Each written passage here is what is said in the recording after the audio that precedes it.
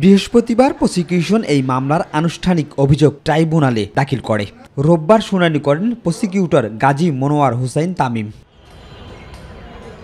তিনি এই মামলার সুনির্দিষ্ট 3টি অভিযোগ তুলে ধরেন।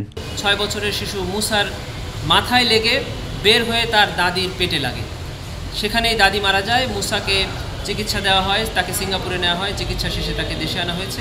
সে এখনও জীবিত আছে কিন্তু কথা বলতে পারে। শহীদ নাদিম সেও এই আন্দোলনকারীদের সাথে ওখানে উপস্থিত ছিল।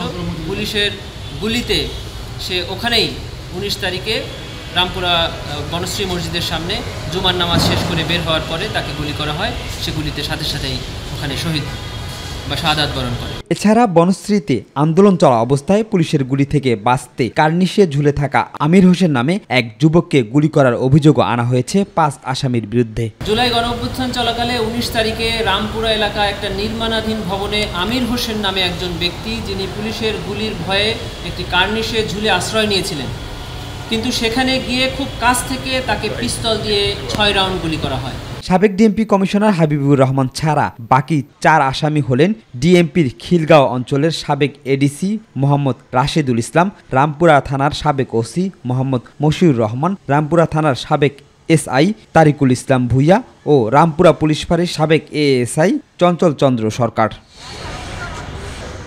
শিমুল খান, মাই টিভি, ঢাকা।